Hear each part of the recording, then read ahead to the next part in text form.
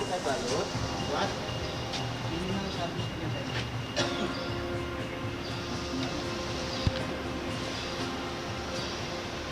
Terus nanti keluarnya kayu. Membuat sampai sebegini dan tadi saya sampai naik ke atas gitu dan ini makin lama kapalnya akan semakin besar. Menurut saya malah ini yang harus dikeluarkan. Kalau saya melihatnya, karena saya pernah sekolah di Israel, ini seperti kibbutz system. Jadi Syekh ini membangun kemampuan keberdikarian ekonomi, teknologi, jadinya ini bikin kapal kan kayak bikin kacang goreng, ya teknologi mesti tinggi. Nah, yang saya harapkan malah sekarang, inilah yang menjadi role model ditularkan kepada seluruh pesantren di pesisir-pesisir Indonesia, seluruh gereja di pesisir Indonesia, seluruh apa tuh kuil, pura, whatever you name it lah. Nah, pokoknya yang semuanya ada kemampuan itu. Karena gini, bisa dibayangkan nggak kalau 14 tahun lagi betul-betul Cina dan Amerika berantem di antara kita, kan nggak mau dong kita rumah kita jadi berantakan orang yang berantem. Kalau perlu mereka semua keluar, pakai apa? Nggak mungkin kalau pakai kapal-kapal kecil. Makanya saya sangat hormat, saya sudah mulai dengan kapal yang panjangnya 150, berapa tadi saya? 200. Awalnya ini kan Ini 50. 50, baru ke belakang tadi yang semua akan bisa sama yang segede Nabi Nuh yang dihebohkan itu. Nah jadi menurut saya PT PAL aja nggak bermimpi kali bikin kapal segede kapal Nabi Nuh. Nah ini yang menurut saya harus didukung. Jadi orang Indonesia ini harus biasakan melihat masalah itu secara clear gitu. Jadi jangan dicampur adukan, yang satu politik, yang satu apalah, pusing jadinya. Padahal ada sebuah kemampuan yang sedang dibangun dan menurut saya ini harus kita dukung. Terus terang saja saya kesini tuh nggak main kesini saja, saya mendapat kehormatan diundang, saya jelas melaporkan kepada Kepala Staf Angkatan Laut, saya melaporkan kepada Panglima TNI.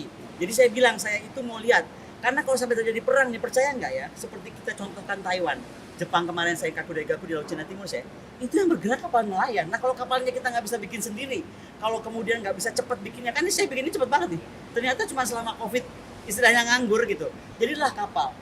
Dan kemandirian, nggak pakai uang BUMN, nggak pakai uang dari Bu Menteri Keuangan, nggak pakai uang siapa-siapa. Jadi kalau saya bilang sih, yang kayak gini harus didukung. Nggak tahu ya, saya dengar, saya baca cuma sekilas aja ya. Bupati itu katanya menutup tempat ini sebenarnya ya, Pak Ade ya.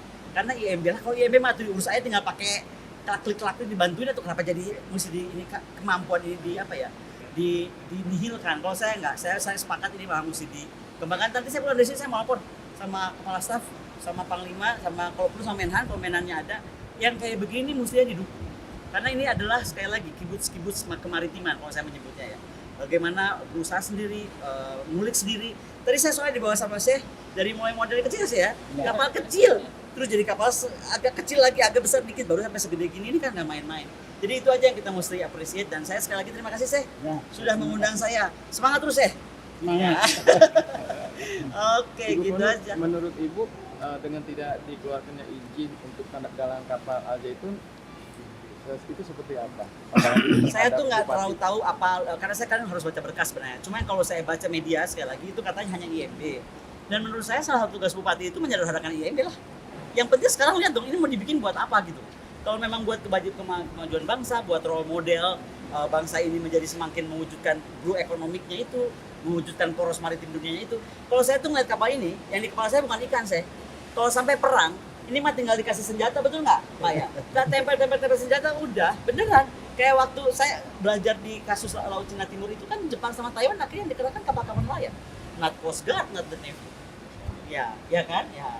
Jadi apa ya, sekali lagi kalau itu silakan dibicarakan dengan Ibu Bupati, tapi kalau saya sih menghimbaunya kalau cuma urusan IMB sih kayaknya itu malah harus Bupati bantuin ya. Gitu aja. Sudah hampir selesai. Bukan nih, ketika tadi Bu Koni bilang ini adalah role model blue ekonomi, bagaimana nanti Ibu menyampaikan minimal atau maksimal kepada Mr. Presiden? Mr. Presiden? Ya. Saya nggak, kapan ya saya diundang ke Pak Mr. Presiden? Kayaknya nggak, nanti saya kirim surat cinta aja. Enggak. Saya biasanya kalau Pak Presiden, saya melalui jalur beberapa kawan sahabat, saya biasanya bikin laporan 2 lembar, 3 lembar, apa yang saya lihat. Makanya buat saya itu seeing is believing. Dengan udah melihat ini, lalu saya melihat ini harusnya jadi role model untuk semua pesantren, semua gereja, semua apapun itulah yang supaya mewujudkan kembali Indonesia sebagai negara maritim. Ini loh, Presiden Jokowi ini lah presiden yang menarik ya. Dia satu-satunya presiden menyatakan Indonesia poros maritim dunia. Ya kan? Ya. Kan nggak cuma kekuatan pertahanan yang selama ini saya geluti, tapi interventing antara ekonomi dan militer. Nah ini yang diwujudkan oleh Syekh itu adalah ekonomi biru beneran. Bayangin punya storage sampai sudah bisa membekukan sebegitu hebatnya, terus kemudian apa ya, nggak usah lagi lewat apa tuh tengkulak-tengkulan dan lain-lain. Tadi saya sempat nyanyi di atas dan saya tuh agak menitikan air mata karena maksud aku itu betul loh. Kita tuh harus kekayaan kita tuh di laut dan kita jangan cuma bicara.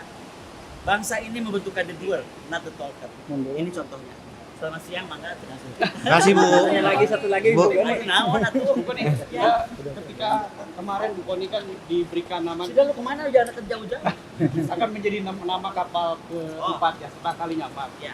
Waktu di podcastnya Bang Helmi kan Bu Koni bilang saya nggak tahu dan saya nggak percaya gitu. Nah sekarang sudah melihat ini. Saya yang menjawab.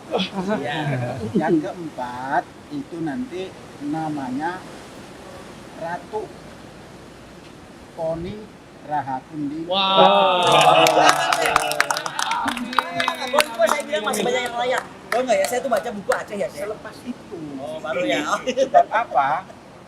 Kita memberi penghargaan pada yang masih dimenang jauh lebih hebat daripada setelah itu. Jadi Iya, Pak. terima kan? Terima. Sangat terima. Kerakyatan yang dipimpin oleh hikmat kebijaksanaan dalam permusyawaratan perwakilan. Ketok palu? Ya.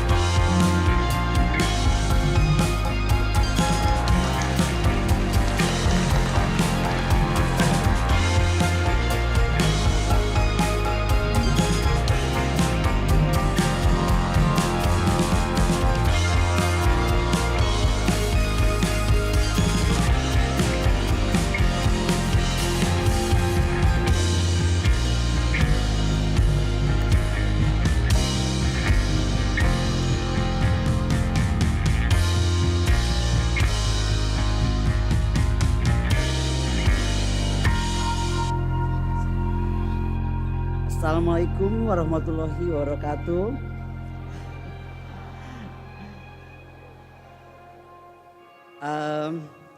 Saya ini kok agak gemper ya di sini ya. Assalamualaikum, salam sejahtera, dan mari hari ini bersama kita mulai dengan doa menyambut kebaikan dan kebijaksanaan untuk memulai tahun baru Islam 1445 Hijriah. Baruka ata Adoni Elohinu melech haolam. Blessed are you Lord, God, King of the universe. Yang terhormat Syekh Panji Gumilang bersama jajaran petinggi, pemikir, pengajar, semua murid pesantren Az-Zaitun dan hadirin tokoh sekalian yang dimuliakan Allah. Sebelum memulai sambutan peringatan 1 Syuro bertemakan toleransi, perdamaian, persatuan untuk menuju kebangkitan Blue Economy Indonesia Raya ini, izinkan saya menyatakan bahwa kehadiran saya di tengah Syekh dan hadirin sekalian adalah untuk menjalankan tugas kami sebagai guru dan pendidik. Bersama saya hadir Dr. Siddhartha Tahmutar, dosen Sekolah Tinggi Ilmu Kepolisian PTIK, Dr. Ade Muhammad, dosen Universitas Pertahanan, yang telah diberi kesempatan emas untuk melihat dan menyaksikan dengan bangga galangan kapal serta seluruh perangkat terwujudnya ekonomi biru, ekonomi semi biru yang diwujudkan dalam bentuk kerja nyata, bukan sekedar kata dan wacana oleh Al-Zaitun dengan segala kemandirian dan keberdikariannya. Mazel tov, Syekh.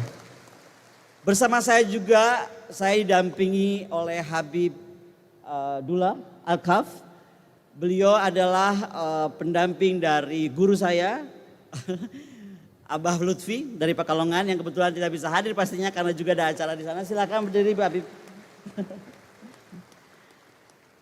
Latar belakang saya yang dibesarkan dalam keluarga dengan percampuran agama yang begitu damai, dengan dasar pendidikan yang saya alami di masa kecil saya di Sekolah Dasar Jenderal Mustopo di Bandung. Kemudian kesempatan saya menyelesaikan penelitian pendidikan saya S3 di Tel Aviv dan Yerusalem, membuat saya demikian beruntung karena kemudian menjadikan saya hari ini seorang Koni Rahakunini Bakri yang hidup dalam alam pemikiran tidak selebar daun kelor. Meskipun belum mampu seluas Samudra Biru. Dan itulah mengapa saya berdiri di sini dengan hadirin dan pimpinan Al-Zaitun untuk sebenarnya turut belajar memetik pengetahuan dan kebijaksanaan yang bisa saya petik. Bukankah Nabi Muhammad pernah berkata, kita mampu dan harus mampu menimba ilmu hingga ke negeri Cina. Daripada saya pergi ke Beijing jauh-jauh, izinkan saya datang ke Indramayu dulu sajalah.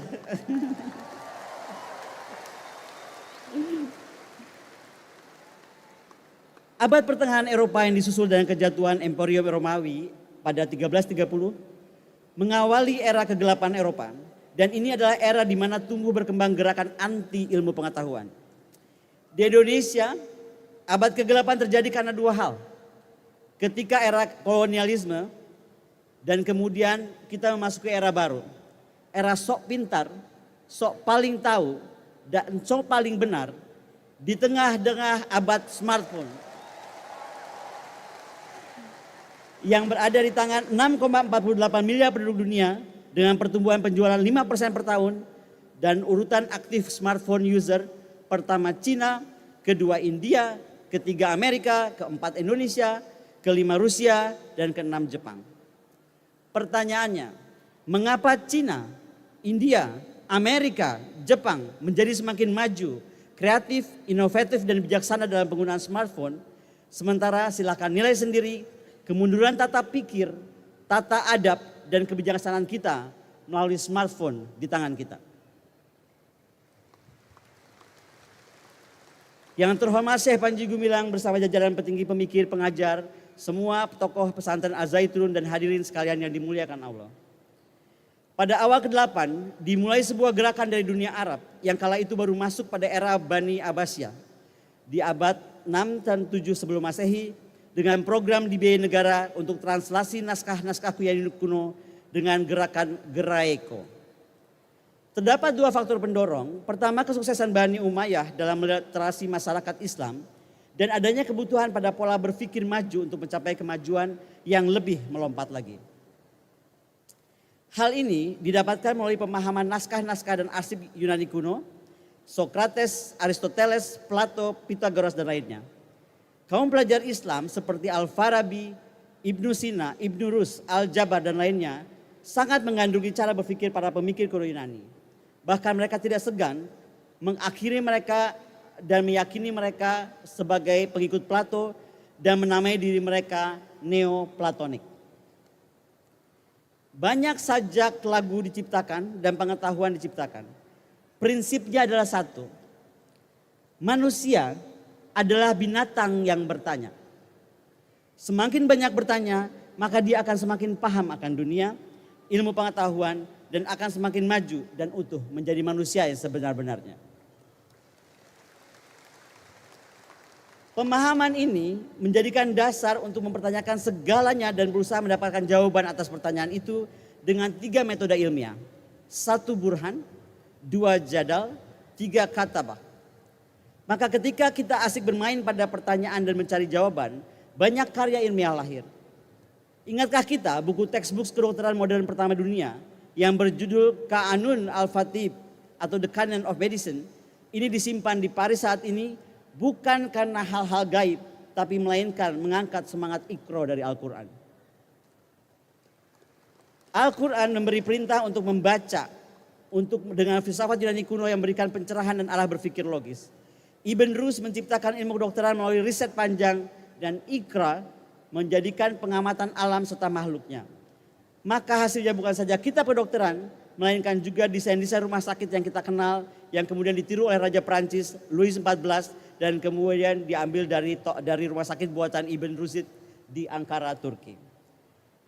Indonesia hari ini memiliki sebuah visi namanya Poros Maritim Dunia, merupakan visi Presiden Jokowi dengan sebuah game changer yang mampu menandai perubahan haluan pembangunan Indonesia menuju outward looking defense dan outward looking economic.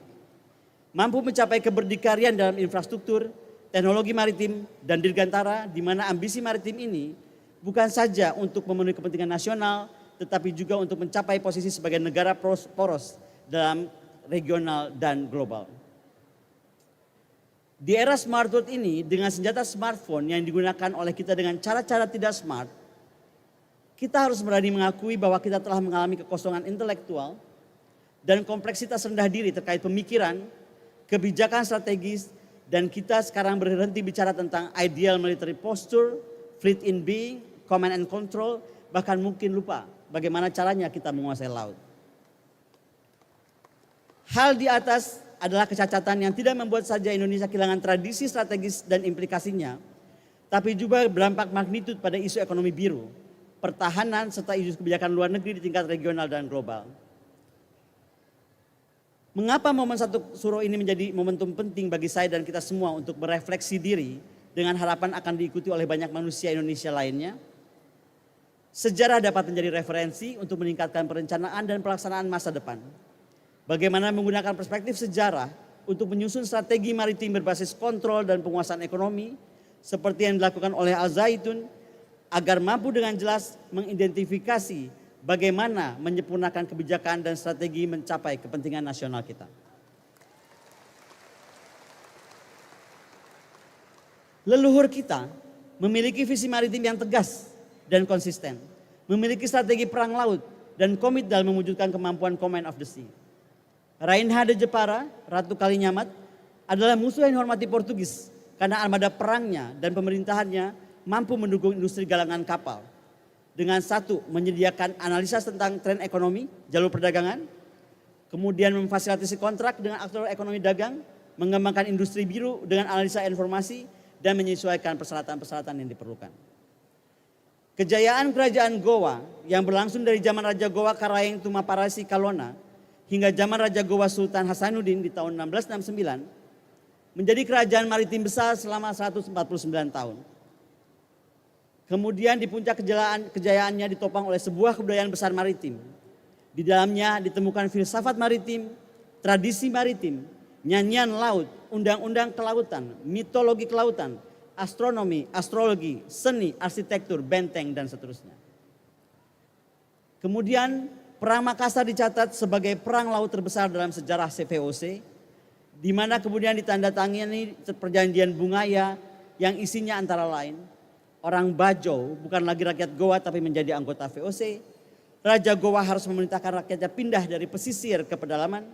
Raja Goa harus melarang rakyatnya mencari nafkah di laut. Rakyat Goa hanya boleh berlayar ke daerah yang diizinkan oleh VOC. Tonase kapal harus diturunkan, tidak boleh melampaui 50 ton, kemudian 30, kemudian 10 ton.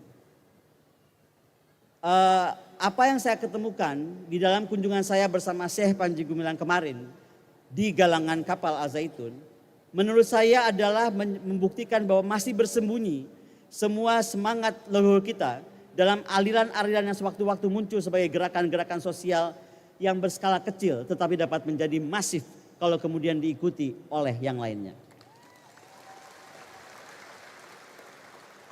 Yang terhormat saya Panji Gumilang bersama jajaran petinggi, pemikir, pengajar, semua tokoh di pesantren Al Zaitun dan hadirin yang saya muliakan.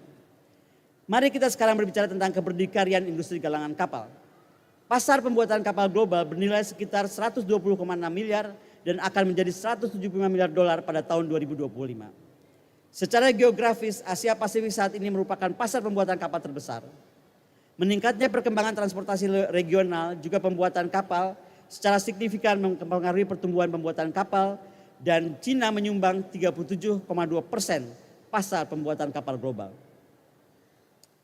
Diikuti oleh Jepang, Tsuneisi Shipbuilding, kemudian Fincantieri, Italia, Sembcorp Marine Singapore, CIC dan CSC Cina, kemudian United Shipbuilding Corporation Rusia, kemudian GSC Rusia, dan yang terakhir menurut saya, Al Zaitun hadir dengan langkah kecil tetapi pasti dan mampu mewujudkan Indonesia Raya dengan kekuatan sebagaimana Jepang, Cina, Italia, Rusia, dan seterusnya. Tugas kita semua hari ini jauh lebih ringan. Tidak harus berperang memimpin armada laut menghadapi musuh di samudera seperti leluhur-leluhur mulia kita. Dan untuk melawan persepsi dan pengkerdilan bangsa maritim. Mari kita sekarang melawan hal itu dengan mengembalikan marwah leluhur dan mewujudkan kedikdayaan Indonesia sebagai negara poros maritim dunia. We need the maritime doer, so enough maritime talker. Sekali lagi hormat saya untuk Syekh Panji yang telah dengan demikian mandiri dan berdikari melahirkan kapal-kapal 1, 2, 3, ratusan, jutaan dan seterusnya. Membangun secara nyata kekuatan maritim mencakup aspek keberdikarian dalam politik, ekonomi, teknologi, sosial, budaya, keamanan, pertahanan sesuai poros maritim dengan sehormat-hormatnya telah dan dimulai dilakukan oleh Al-Zaitun.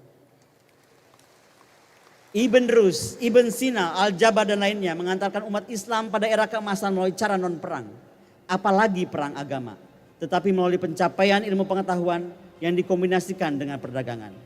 Maka saya bersama tim dari Jakarta dan dari Pekalongan yang hadir kemarin di galangan kapal atas perintah dan restu Kepala Staf Angkatan Laut dan Panglima TNI, demikian berbesar hati melihat kembali adanya neoplatonik dari masyarakat Islam kembali lahir di bumi Indonesia, di debur ombak pantai Indramayu, di tengah rindang kebun sayur dan peternakan damai Al-Zaitun. Toda Raba, terima kasih.